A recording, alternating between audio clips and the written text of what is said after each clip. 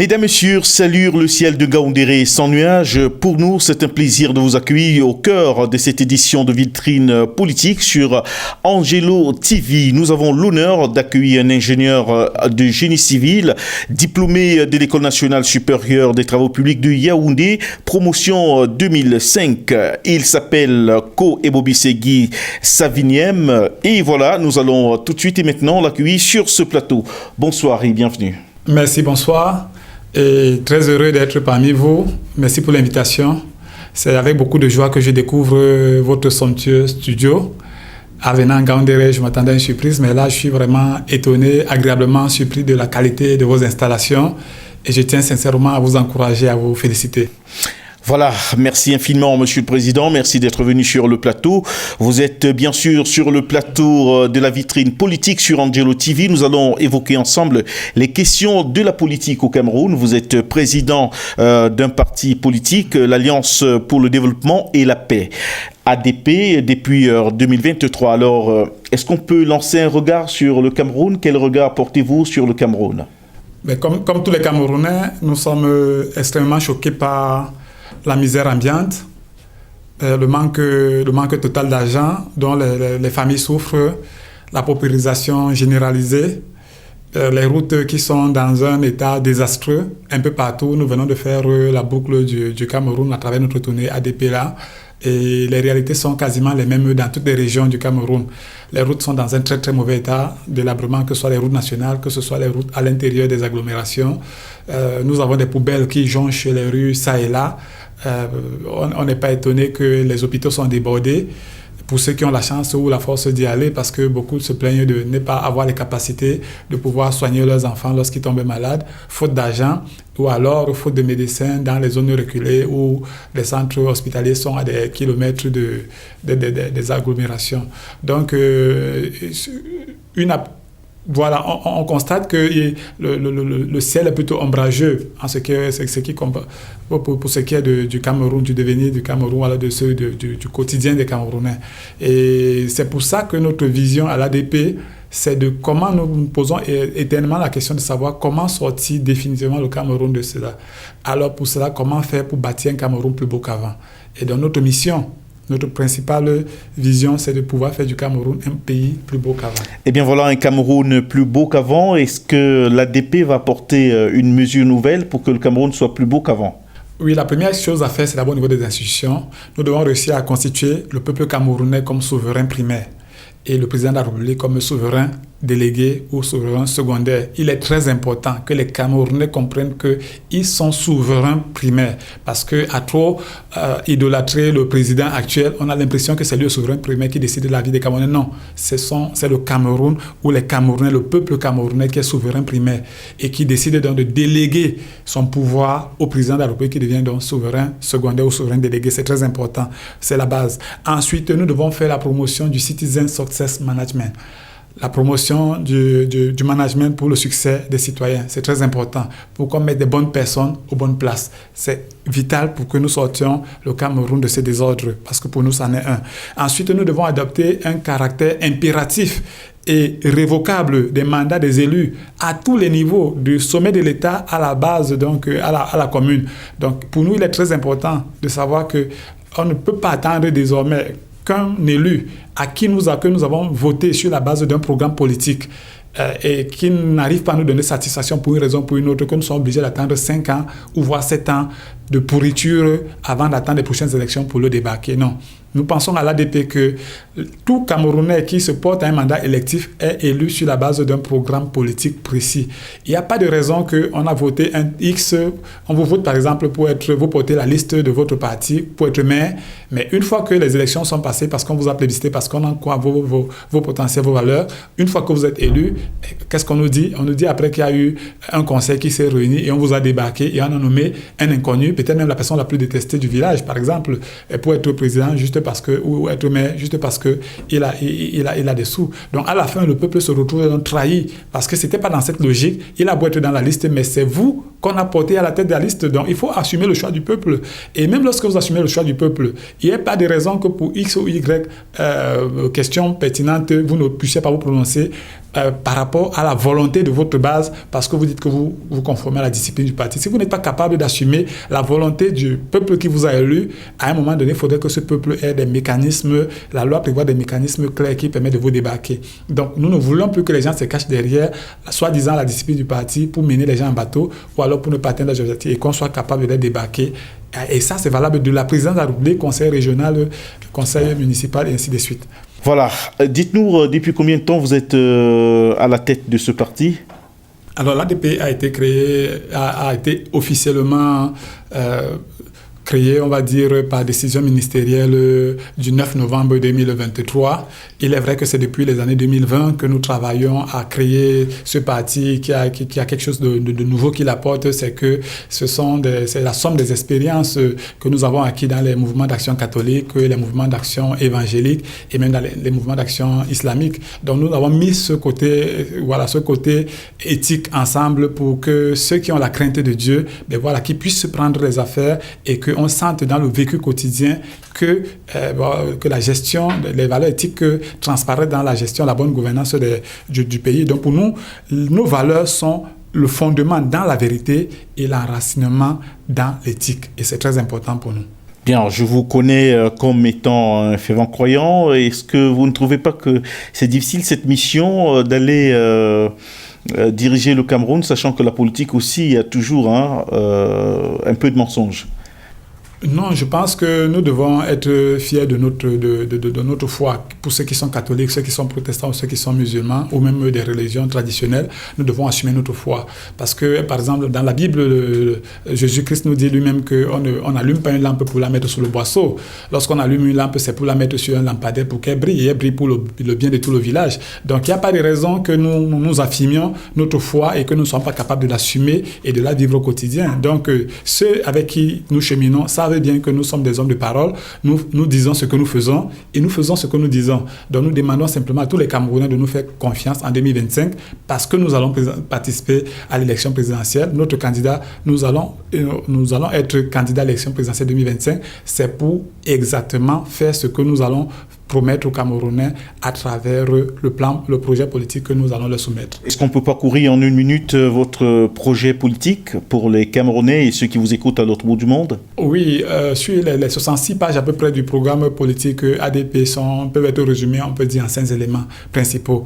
Tout à l'heure, comme je le disais, le premier axe important, c'est le changement de la spiritualité, de la direction stratégique de notre pays depuis le sommet de l'État. La direction stratégique, la spiritualité de la direction stratégique de notre pays n'est pas bonne. C'est pour ça que nous avons du mal à émerger parce que le gouvernement à l'heure actuelle, on a l'impression qu'il fait une navigation à vue. Il est perdu, il est égaré. Et donc du coup, lorsqu'on crie naufrage ici, tous, ils vont essayer de bricoler là-bas. Lorsqu'on criera, on ne sent pas qu'il y a un mouvement d'ensemble, qu'on ne sent pas qu'il y a un gouvernail qui est tenu par un capitaine de bord. Et nous pensons qu'il est temps, il est plus que temps que nos aînés qui sont là, avec tout le respect que nous leur donnons, qu'on les aide à aller se reposer, à prendre une retraite méritée, voilà. Et qu'on change la spiritualité de la direction stratégique de notre pays depuis le sommet de l'État. Ça, c'est le premier axe stratégique. Le deuxième axe prioritaire pour nous, c'est de pouvoir maîtriser la monnaie. Parce que nous sommes convaincus qu'à l'état actuel, avec cette monnaie qui ne nous appartient pas, cette monnaie coloniale, le franc CFA que nous utilisons, rien de bon ne peut émerger du Cameroun, quel que soit le président qui prend la tête du pays, tant qu'il n'aura pas une souveraineté monétaire accomplie et certaine, ça sera difficile. Donc nous nous engageons à l'ADP dans les 100 premiers jours de notre mandat à officialiser une souveraineté monétaire nationale à travers une monnaie nationale locale camerounaise que nous allons adopter. Je dis encore que nous n'allons pas supprimer le franc CFA. D'ailleurs, le franc CFA ne nous appartient pas. Donc, on va laisser aux propriétaires du franc CFA le soin d'en décider ce qu'ils voudraient faire. On va continuer à conserver le franc CFA pour les échanges bilatéraux et surtout de proximité avec nos voisins de la zone franc, de la zone CEMAC. Mais au niveau local, nous allons avoir une monnaie nationale souveraine et qui pourra donc servir à nos échanges quotidiens, aller au commerce, dans le marché, et les supermarchés, ainsi de suite. Donc, ainsi, nous serons sûrs que 100% des devises ou alors des transactions avec l'extérieur reviendront dans le trésor camerounais. Donc, nous allons doter le trésor camerounais de beaucoup plus de pouvoir aujourd'hui pour qu'il soit réellement une banque d'État, voilà, la banque du Cameroun. Et que la monnaie puisse donc booster, que ce soit pour nous un levier, pour booster l'économie, et non plus qu'on attende la décision du colonisateur ou alors du colon pour nous dire de ce que nous voulons faire de notre monnaie. Donc il est très important que si nous réussissons à avoir cette souveraineté monétaire, il est clair que cela va se voir dans le quotidien, dans le panier de la ménagère, comme on dit souvent. Donc une fois que nous avons réussi donc, à changer la spiritualité, la direction stratégique de notre pays pour mettre les bonnes personnes aux bonnes places et de se doter d'une monnaie souveraine, nous allons donc maintenant revenir pour booster l'économie, d'abord en maîtrisant le budget. Maîtriser le budget, c'est très important parce que nous avons constaté à l'heure actuelle que déjà on a un nombre pléthorique de ministères. Nous avons à peu près 69 ministères pour ce gouvernement, alors que celui d'avant avait 44 ministères, donc on ne fait que grimper, et cela s'accompagne avec tous les frais de fonctionnement qui sont multipliés, qui sont dilapidés. Et voilà, donc nous avons pris un exemple, on peut prendre deux exemples simples. On peut prendre le système, le domaine de l'éducation. À l'éducation, on a 4 ministères. Il y avait le ministère de l'Éducation avant, national. On appelait éducation. Bon, on l'a fragmenté. Aujourd'hui, de proche en proche, il est devenu 4 ministères. Donc, on a aujourd'hui le ministère de l'Éducation de base, le ministère de l'Éducation de l'enseignement supérieur, de l'enseignement secondaire d'abord, éducation de base, enseignement secondaire, enseignement supérieur, et on a encore ajouté, pour aggraver la chose, le ministère de la Recherche scientifique et de l'Innovation. Et tout le monde sait, depuis 7 ans, que la personne peut me dire de façon concrète qu'est-ce qu'il nous a apporté de plus en termes d'innovation, puisque même la recherche universitaire n'arrive pas à coordonner. Bon, donc, nous sommes en train de penser que ces 4 ministères aujourd'hui pèsent dans le budget de l'État 924 milliards de francs CFA.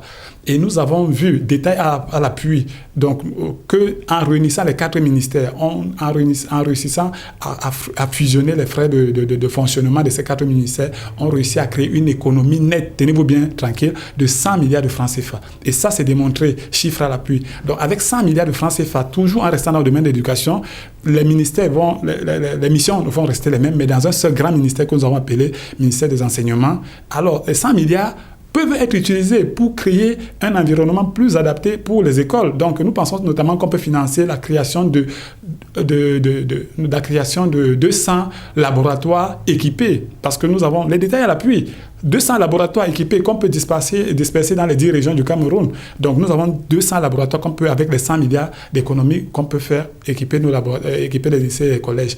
De deux, je peux prendre un autre secteur pour ne pas trop alluder, voilà, pour parler en termes de maîtrise du budget. Nous avons, par exemple, au niveau rural, nous avons également 4 ministères, 4 qui font la même chose. C'est juste des noms qui changent. Pratiquement. Oui, ils font la même chose. Ayons le courage de dire qu'ils font la même chose. Je prends le ministère de l'Agriculture et du Développement rural. Et voilà. On prend le ministère de l'Élevage, des Pêches et des Industries. C'est toujours la même chose. On prend le ministère de l'Environnement, de la Protection de la Nature. C'est la même chose. On prend encore le ministère des Forêts et de la Faune. Donc, en fait, on ne fait que changer un peu de dénomination, mais on reste dans les mêmes missions. Et voilà, 200 milliards qu'on fragmente comme ça, chacun prend sa part, voilà. Et puis, nous sommes donc convaincus qu'en regroupant ainsi tous ces ministères autour du développement, par exemple, dans ce secteur du développement rural, ces 4 ministères, on va dégager une économie de 30%. Et les 30% là vont financer à coup sûr, toujours vont améliorer même la protection de nos forêts, vont améliorer même seulement la vie dans les campagnes. Donc, nous pouvons continuer à découper les 69 ministères, mais pour ne pas allonger indéfiniment l'émission, voilà, c'est pour dire donc que nous devons avoir cette maîtrise du budget. Et une fois qu'on a maîtrisé le budget, en tant que des personnes qui ont la crainte de Dieu, nous pensons que nous devons réveiller le côté civique des Camerounais. On appelle tout à l'heure de l'éthique. Donc, il faut les bonnes mœurs. Nous devons faire la culture des bonnes mœurs pour que tous les Camerounais gestionnaires se sentent concernés par la chose de l'État. Il ne faudrait pas que quand on vous nomme, vous courez simplement faire la fête au village parce que vous rêvez déjà des caisses de milliards que vous allez détourner des projets pour ramener à la maison. Mais il faudrait que tous les Camerounais se sentent concernés et que chacun mette la main à la place pour laisser quelque chose à la postérité. Donc, il faudrait absolument maîtriser les bonnes mœurs. Et nous finissons le 5e point prioritaire de notre programme politique, c'est au niveau des diasporiens, des Camerounais qui, pour une raison ou pour une autre, surtout qu'il y en a des masses qui sont partis ces dernières années au Canada ou ailleurs pour aller se chercher, comme on dit souvent. Donc, et une fois qu'ils arrivent là-bas, pour des contraintes, pour s'intégrer, ils sont obligés d'avoir la nationalité du pays d'accueil pour pouvoir s'intégrer et puis ne pas dilapider tout ce qu'ils gagnent dans les impôts et autres. Là. Donc, mais la conséquence, c'est que quoi? Une fois qu'ils ont signé une nationalité ou une citoyenneté ailleurs, ils n'ont plus le droit librement de venir au Cameroun. Lorsque votre papa est malade, on a eu des cas comme ça, des Camerounais qui ont perdu le père, la mère ou un frère, ne peuvent pas venir au deuil. Parce que quand ils vont demander maintenant le visa pour revenir dans leur propre pays, en fonction du bord politique ou alors que votre visage ne plaise ou pas à l'ambassadeur, il décide de ne pas vous donner le visa. Et nous voulons que cela cesse. Il est grand temps que cela cesse dans tous les Camerounais. Dès que vous avez un acte de naissance camerounais, ben vous êtes Camerounais. Même si c'est que vous allez vous marier à un Italien, à un Norvégien, à un Russe, je ne sais pas trop quoi, mais vous demeurez Camerounais. Même si vous avez une double nationalité, une autre nationalité, une double, une triple nationalité, ben vous ne perdez absolument rien. Votre nationalité camerounaise, ça donne l'avantage que, c'est plus facile, vous êtes plus motivé pour rapatrier les devises, vous êtes plus motivé pour rapatrier l'expertise que vous gagnez là-bas parce qu'en travaillant dans les nations dites développées, ben, on a une plus-value en termes de management, en termes d'industrialisation, en termes de... Il nous faut ramener ça ici. Donc, il faudrait qu'on donne la possibilité aux gens de revenir à n'importe quel moment pour réinvestir. Et nous sommes aussi convaincus que l'État aujourd'hui, ils sont égarés. Ils pensent qu'en ça, ils ne font que faciliter, multiplier les facilitations. On donne des hectares, des milliers d'hectares de terrain gratuitement aux investisseurs étrangers. On pense que c'est comme ça qu'ils viennent. Non, mais tout ce qu'ils gagnent, ils renvoient chez eux. Donc, mais nous pensons que ces Camerounais qui vont à l'étranger, qui réussissent à être brillants dans leur domaine, peuvent facilement revenir ici au Cameroun, réinvestir. Et c'est en revenant réinvestir qu'ils vont ramener leurs copains ou bien leurs camarades de classe ou alors des investisseurs étrangers pour mieux investir au Cameroun. C'est au Cameroun qui s'agrandit. Voilà, surtout qu'il faut dire que le Cameroun, c'est quand même de la richesse. Il y a de la richesse au Cameroun. À tous les plans. À tous les plans, le Cameroun est un don de Dieu. Nous avons, que ce soit sur le plan minier, que ce soit sur le plan agricole, nous avons des terres, les meilleures terres, les terres arabes les plus convoitées du continent africain. Nous, au niveau des minéraux, nous avons, le Cameroun vient de nous dire, il y a 2 ou 3 ans qu'on a découvert environ 300 minéraux, des terres rares au Cameroun. Ben voilà, donc aujourd'hui, c'est pour ça qu'il y a une ruée vers le Cameroun. C'est des destinations. Et le peuple camerounais est un peuple qui est extrêmement brillant. Les ingénieurs camerounais, les médecins et autres. En Allemagne, on parle de 8000 ingénieurs camerounais seulement en Allemagne. Ben, en Afrique centrale, en Afrique en général. Bon, dans mon domaine, par exemple, le génie civil, c'est nous qui exportons les ingénieurs dans toute l'Afrique. Je veux dire en Afrique centrale, même en Afrique subsaharienne. Que ce soit au Mali, quand vous rencontrez les grands projets au Mali, au Sénégal, en Côte d'Ivoire, au Bénin, avec les villes Kigali et autres. Ben, il y a toujours des Camerounais. En Guinée équatoriale, au Gabon, ça se voit. C'est que des Camerounais. Dans les entreprises européennes, même qui sont basées au Cameroun, et elles recrutent. Moi-même, j'en fais partie. J'ai été recruté au Cameroun, mais j'ai beaucoup plus travaillé à l'international, en Guinée équatoriale, en France, au Sénégal. Donc, non, le Cameroun est riche en ressources humaines, en ressources forestières, voilà. Et justement, parlant des entreprises, vous avez également une entreprise. Oui, tout à qui fait. Certainement peut apporter un plus au Cameroun si jamais vous êtes président de la République du Cameroun. Mais déjà, avant même d'être président de la République du Cameroun, je m'évertue, parallèlement à ma fonction de président de l'ADP, à faire tourner mon entreprise qui s'appelle Ingénieur Constructeur et qui, depuis 14 ans déjà, fait essentiellement du social pour améliorer le cadre de vie des Camerounais. Donc nous sommes la seule entreprise au Cameroun qui fait de la construction, qui permet aux Camerounais de construire à crédit, construire sans argent, d'habiter et de payer après son loyer. Ça se passe comment, Monsieur le Président? C'est simple. Nous partons du principe selon lequel les Camerounais n'ont pas assez d'argent. Alors, lorsque vous êtes locataire, par exemple, vous avez un loyer de 100 000 francs ou de 50 000 ou 70 000 que vous payez, on adapte un plan de financement à votre besoin et on vous construit une maison soit de 2, 3 chambres ou d'un duplex en fonction de vos capacités de remboursement. Mais seulement pendant la période de travail ou de chantier, ben vous ne déboursez pas de l'argent ou alors vous déboursez juste une fraction de l'argent et puis on construit la maison, on vous donne les clés, vous habitez et une fois que vous êtes à l'intérieur, le loyer que vous payez habituellement, mensuellement au bailleur, mais vous continuez à le payer, mais à l'entreprise. Donc, vous restez, votre cadre de vie ne va pas changer parce que la même ration, vous allez la donner à madame, et ainsi de suite, les enfants doivent aller à l'école. Donc, sauf que le loyer de 100 000 que vous donnez chaque mois au bailleur, mais vous le donnez plus au bailleur, vous le donnez maintenant à l'entreprise. Une fois, mais déjà, vous êtes propriétaire, vous n'êtes plus en location, vous êtes chez vous. Donc, vous tenez un peu plus votre cadre de vie, en sachant que lorsque vous finissez de rembourser le crédit, la maison vous appartient. Et là, c'est super intéressant. C'est une contribution véritable à la réduction de la pauvreté au Cameroun. Voilà, donc nous avons aujourd'hui environ 215 clients qui ont profité de cette formule et nous sommes en train d'aller plus loin. Nous avons constaté que même à 10 km de Yaoundé, 10-15 km de Yaoundé, autant à Douala, Bafoussam, ne parlons pas, la Dama, c'est encore plus criard, les gens n'ont pas de lumière. Malgré tout, le tapage médiatique, on nous fait croire qu'il y a eu des barrages, amélioration du cadre de vie. Mais la réalité, là, c'est que les gens n'ont pas de lumière. Ceux qui en ont même déjà sont délestés tout le temps, et d'autres n'en ont même pas. Alors, nous, dans notre entreprise, nous permettons aux Camerounais qui sont dans le besoin de pouvoir avoir des panneaux photovoltaïques qu'on leur dispose à crédit. Donc, je suppose, si vous voulez éclairer, par exemple, votre maison et qu'il vous faut 500 000 francs, par exemple, d'éclairage de panneaux photovoltaïques, on vous les installe, mais vous n'avez peut-être pas les 500 000 tout de suite pour payer. On vous fait un système de paiement échelonné. Donc, tous les mois, peut-être comme si vous avez reçu une facture des Néo, vous payez 500 000 ou 10 000 et au bout de l'appurement de 500 000, le panneau vous revient à vie et vous n'avez plus jamais l'électricité à payer. Et nous allons même encore plus loin. Aujourd'hui, on a constaté qu'il y a beaucoup de villages. Et là encore, la tournée ADP que nous sommes en train de faire à travers le pays le confirme. Il y a des villages qui n'ont pas d'eau, où les enfants vont encore à la source pour puiser de l'eau. C'est terrible. Et quelle qualité d'eau. Donc, lorsqu'on arrive comme ça, il y a des quartiers, il y a des villages, même en pleine ville, même à Yaoundé, même à Douala, il y a des quartiers qui n'ont pas toujours. Malgré tout, le tapage médiatique, on nous fait croire qu'il y a abondance d'eau. Non, il y a des quartiers qui n'ont pas d'eau. Je pourrais citer même mon propre quartier, il n'y a pas d'eau à PK12. Nous, c'est le forage que nous fonctionnons. Donc, du coup, qu'est-ce qu'on fait? On fait un forage, on s'entend avec la communauté villageoise, on leur réalise un forage à prix coûtant, si c'est peut-être 2 ou 3 ou 4 millions en fonction de la profondeur des caractéristiques géologiques de votre site.